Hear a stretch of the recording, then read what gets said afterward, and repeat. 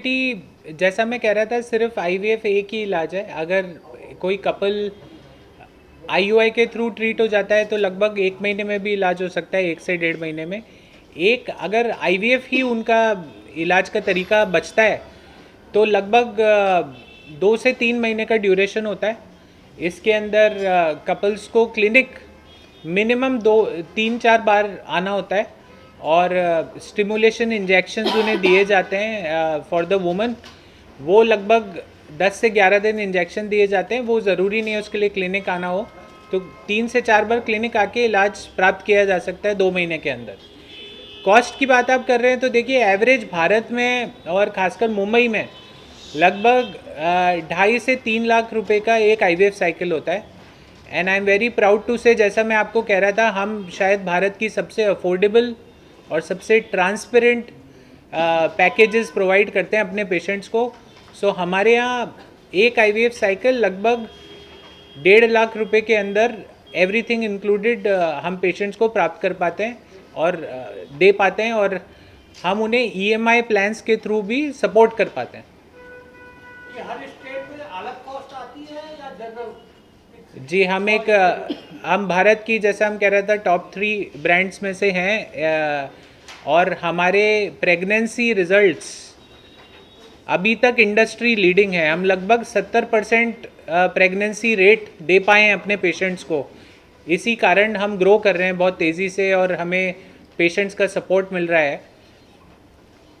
Across India हमारा pricing most states में same ही है।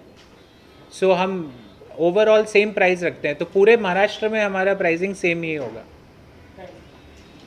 ये जानना है आप लोगों से कि आईवीएफ जिसे आप लोग चलाते हैं, पिछले 10 सालों में अगर बात करें, 15 सालों में या 20 सालों में, क्या कुछ चेंजेस आया है इस इंडस्ट्री में, और उस बारे में अगर थोड़ा बता सकते हैं कितना ये अब लोगों की, क्योंकि ये सब थोड़ा डॉगमा टाइप का, पहले इतना लोग सोचते नहीं थे सब चीज़ों के बारे में, तो उस बारे में थोड़ा बताइए। तो मैं आपको थोड़ा अपने विचार बताता हूँ, फिर मैं डॉक्टर नवीना से रिक्वेस्ट करूँगा, वो भी आपको इसमें दूसरा पर्सपेक्टिव बता पाएंगी।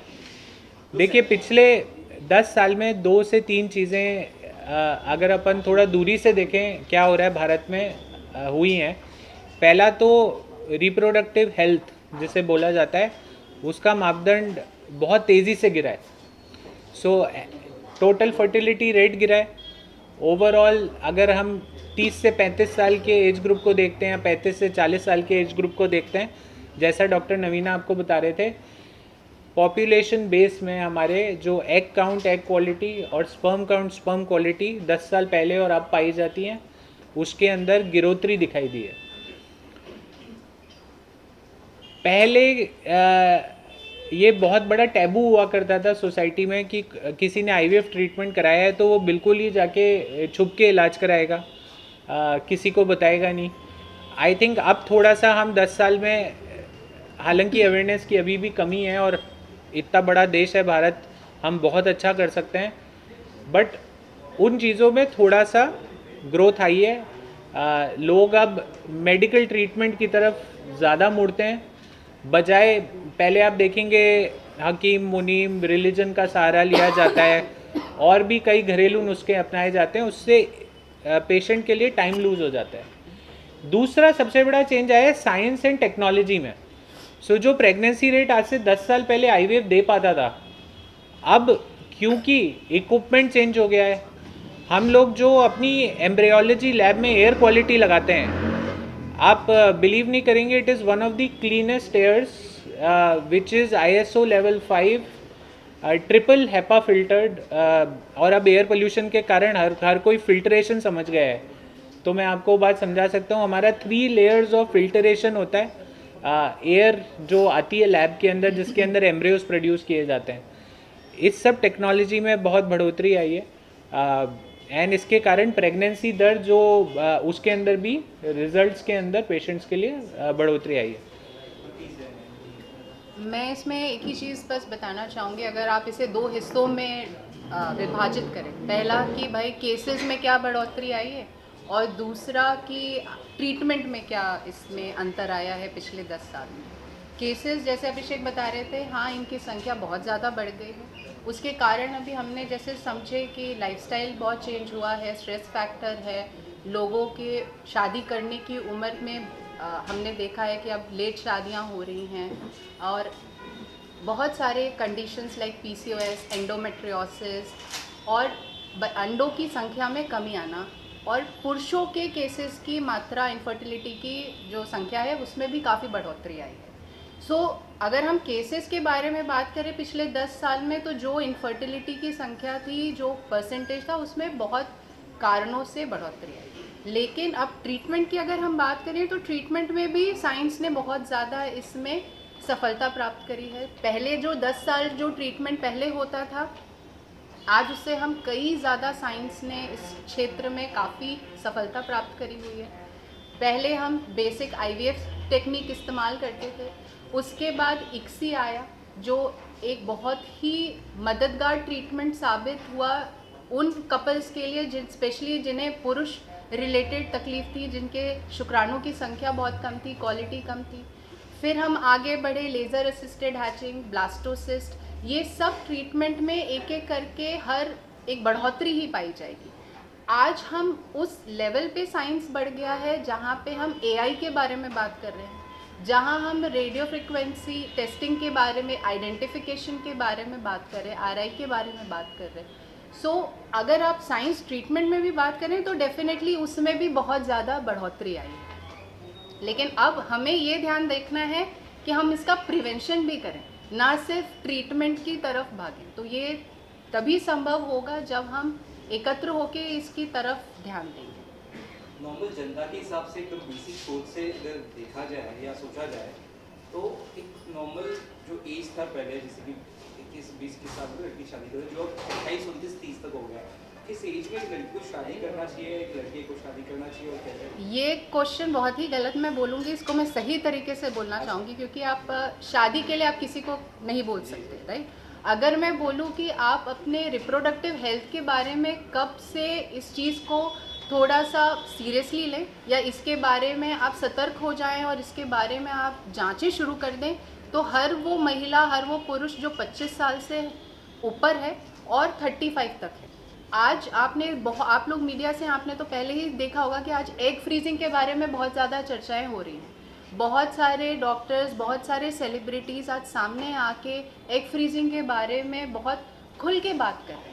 ऐसा नहीं है कि एग फ्रीजिंग पहले नहीं होता था, पहले भी होता था, लेकिन लोग इसके बारे में बात कम करते थे। ये इतना एफोर्डेबल ट्रीटमेंट नहीं माना जाता था। पहले लोग सोचते थे कि सिर्फ जो काफ़ी ऊपर दर्जे के लोग हैं यही वो ट्रीटमेंट इसका बेनिफिट उठा सकते, इसका फ़ायदा उठा सकते। लेकिन आज इसकी इतनी ज़्यादा ज़रूरत हो चुकी है। आप पूरे केसेस को देखें तो मैं हर वो महिला जो 25 साल के ऊपर है उनसे ये रिक्वेस्ट करूँगी कि वो अपने रिप्रोडक्टिव हेल्थ की जांच करें। हर पुरुष को अपना एक सीमेन एनालिसिस चेक कर लेना चाहिए। अगर उनकी रिपोर्टों में नॉर्मल चीज़ें रिपोर्ट हो रही हैं तो अपने डॉक्टर से, अपने रिप्रोडक्टिव कंसल्टेंट से अपने खान पीन, अपने लाइफस्टाइल के बारे में चर्चा करें। इसे कैसे आगे आप मेंटेन करें उसके बारे में बात करें। लेकिन मान लीजिए कि रिपोर्ट में कुछ ऐसी जानकारी प्राप्त हुई जो आपके लिए अलर्ट है, जो बहुत चेताने वाली बात है, तब आपको एक सही समय पे ट्रीटमेंट करने का मौका मिलता है। ये हमेशा हमें ध्यान रखना है कि कोई भी चीज़ का सफलता दर उस ट्रीटमेंट को कब किया गया, किस समय किया गया, उस पर बहुत निर्धारित है। हम जितना इस चीज़ को लेट करते हैं, जब चीज़ों की रिपोर्ट्स काफ़ी ख़राब होते हैं, तो ये बहुत मानने वाली बात है कि उसकी सफलता दर में काफ़ी गिरावट आएगी। डॉक्टर नवीना जो कह रही है, मैं बस एक ही बात ऐड करूँगा उसमें।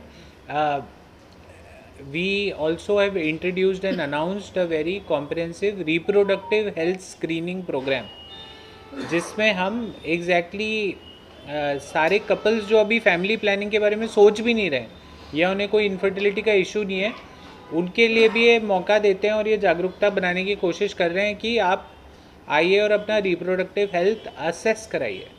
बस इतना काफ़ी है। और शहरों में गांव में क्या अभी भी फर्क है? जैसे हमेशा से होता है क्योंकि शहरों का एक अलग लाइफस्टाइल होता है, तो उससे भी बहुत इम्पैक्ट लगता है आपको?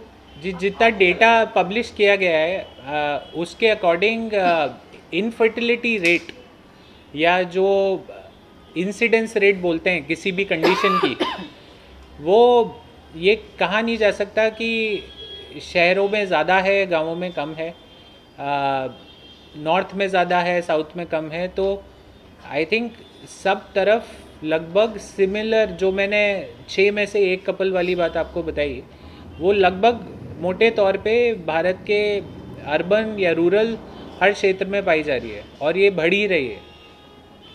डेटा कोई बता सकते हैं आप कितना और जनता या पॉपुलेशन इस तरह की प्रॉब्लम से अफेक्टेड है इंडिया में, कितना बढ़ सकता है आने वाले 5-10 साल, ऐसा कुछ? जी लगभग 3 करोड़ कपल्स एस्टिमेटेड है कि किसी ना किसी इनफर्टिलिटी प्रॉब्लम से आज के तारीख में गुजर रहे हैं।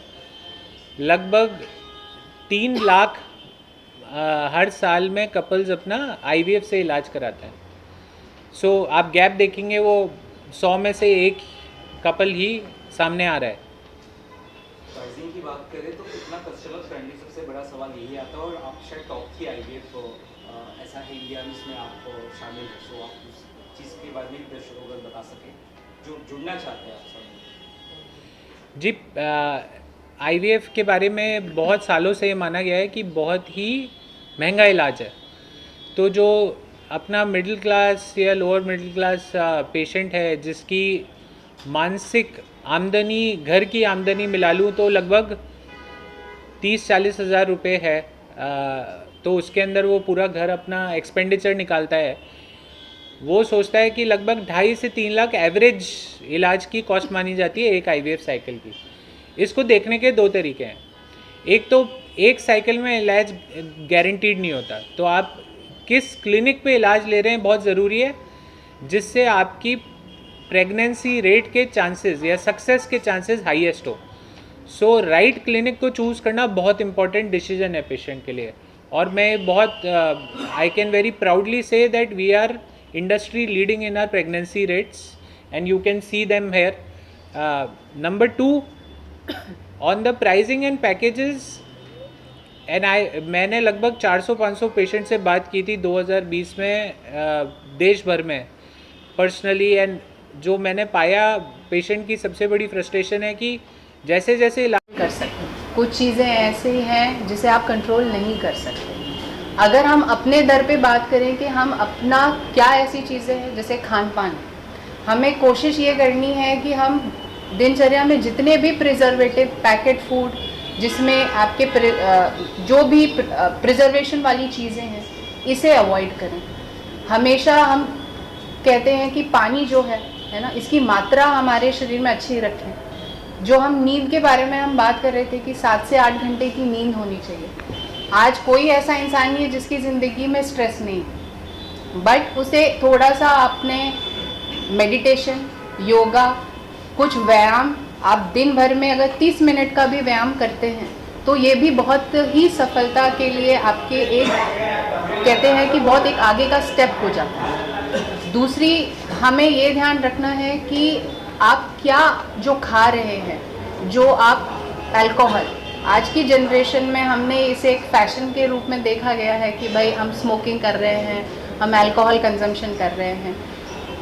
इसकी मात्रा या इसे ना करना, पुरुषों में स्मोकिंग की मात्रा ज़्यादा होने की वजह से भी शुक्राणु की संख्या, उनकी क्वालिटी, उनके DNA डैमेज में बहुत बढ़ोतरी पाई गई। आज हम लैपटॉप, फ़ोन, डिजिटल की जो चीज़ें हैं जिनमें रेडिएशन का उपयोग होता है, उसकी हम कहते हैं कि आप आदमियों में हम कहते हैं कि आप फ़ोन अपने पॉकेट में ना रखें, ठीक है।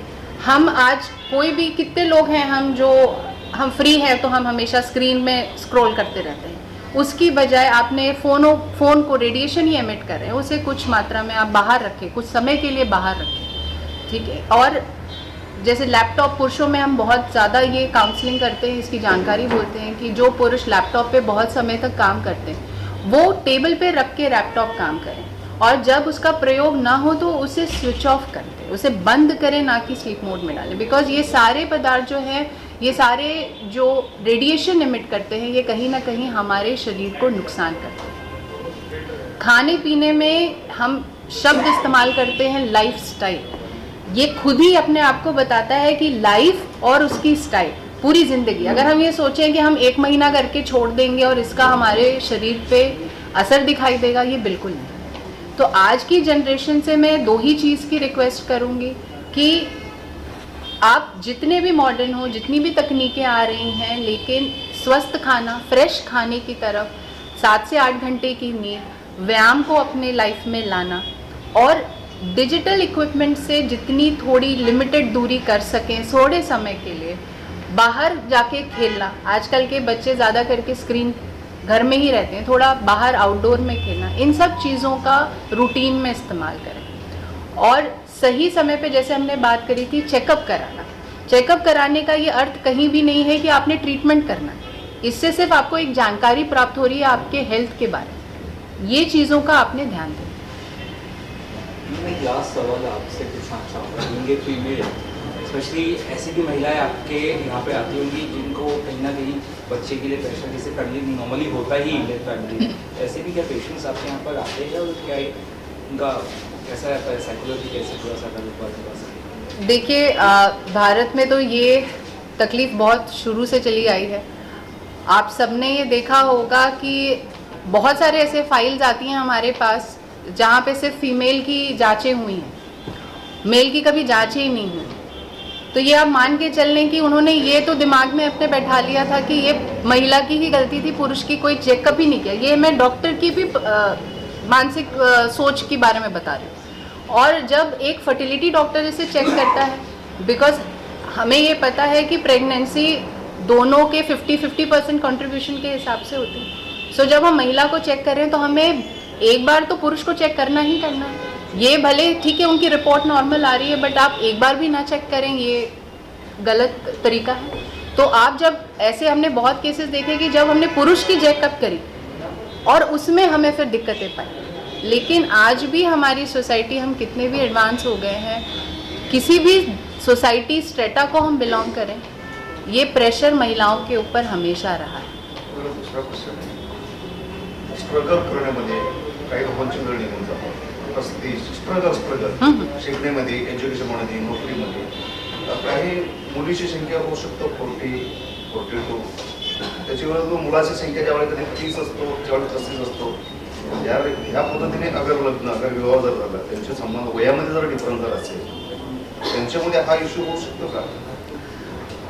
ये जो इशू है ये शादी को नहीं देख के होता। आपने 25-28 की उम्र में शादी करे हो या आप 40, डिफरेंस के अगर लेडीज का उम्र अगर 40 प्लस होगा, हाँ, मैं उसी पे आ रही। 35 आहे, मला कळलं तुम्ही काय सांगितलं, मला कळलं नाही।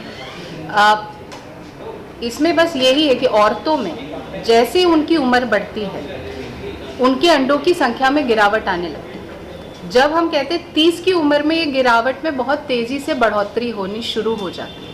35-40 में ये संख्या में भी और इनकी गुणवत्ता में भी बहुत ज़्यादा तेज़ी से गिरावट आती है। 40 के बाद एक भारतीय महिला मेनोपॉज की दौर पे शुरू हो जाती है। आप फॉरेन कंट्रीज से कंपेयर करेंगे तो हम भारतीय महिलाएं कम से कम 5 से 7 साल पहले हमारे में मेनोपॉज, माहवारी बंद होने की प्रक्रिया शुरू हो जाती है। तो अगर वो उस औरत की उम्र ज़्यादा हो रही है, भले उनके पार्टनर की कोई भी एज हो, उनकी तो उम्र अगर ज़्यादा बढ़ रही है तो उनकी अंडों की संख्या और क्वालिटी में तो गिरावट आनी ही आनी है। तो आपके माध्यम से कुछ हो सकता है इससे इलाज? तो मैं यही कह रही हूँ कि अगर कोई भी इसका कारण हो, अगर औरतों को अपनी करियर पे ध्यान देना है या उन्हें कोई पर्सनल रीज़न की वजह से उनके शादी में डिले हो रहा है या उन्हें अभी बच्चे प्लानिंग नहीं करने हैं, सो अपनी रिप्रोडक्टिव हेल्थ की चेकअप कराएं।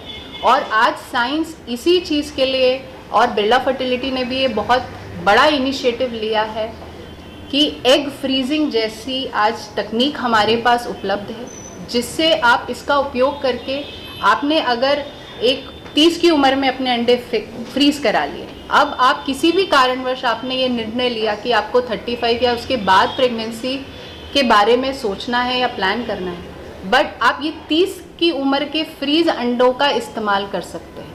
अब ये सोचने वाली बात है कि जब मैंने 35-36 की उम्र में प्रेगनेंसी प्लानिंग करी, उसके अंडों की गुणवत्ता और 30 की उम्र में जो मैंने अपने अंडे फ्रीज किए थे उनकी गुणवत्ता में कितना अंतर होगा।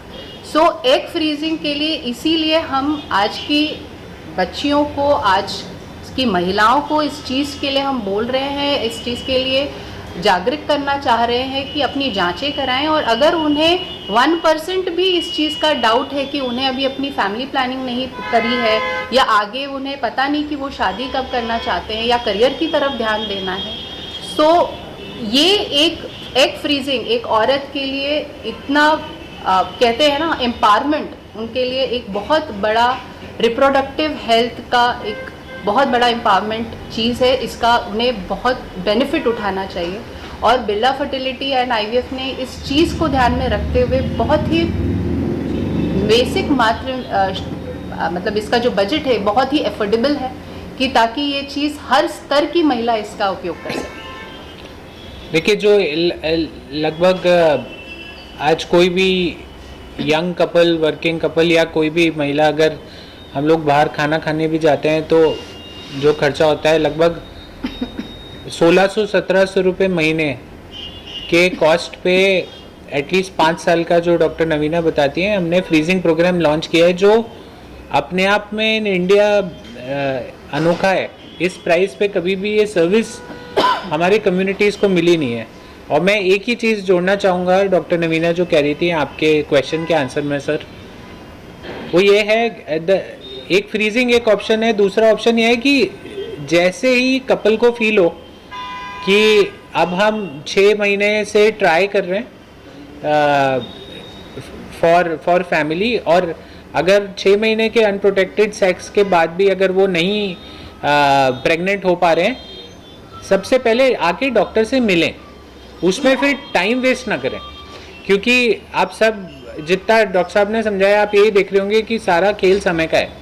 तो जितना जल्दी उचित इलाज और कंसल्टेशन कराएं, उसका सोल्यूशन टाइमली मिल जाएगा।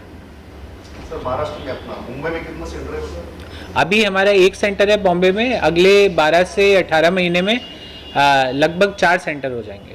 क्यों सर, तो उत्तर भारत साउथ के नाम के है, महाराष्ट्र की आर्थिक राजधानी, तो इसमें इतना लेट क्यों किया आपने? देखिए, अब कहीं तो शुरुआत करनी पड़ती है, तो हम लोग एज अ बिरला ग्रुप हम लोगों ने शुरुआत एक्चुअली कोलकाता से की थी। सो अगर आप देखेंगे तो हमने जितना हम नज़दीक के एरियाज़ में क्लिनिक बना पाए हम बनाते गए। और महाराष्ट्र में हम नागपुर पिछले साल चालू कर दिया था। बॉम्बे तक आते आते थोड़ी सी देर हो गई, बट अब हम बहुत तेज़ जाएंगे। सो अगले 2 साल में महाराष्ट्र में हमारे 7 से 8 क्लिनिक होंगे। Thank you sir.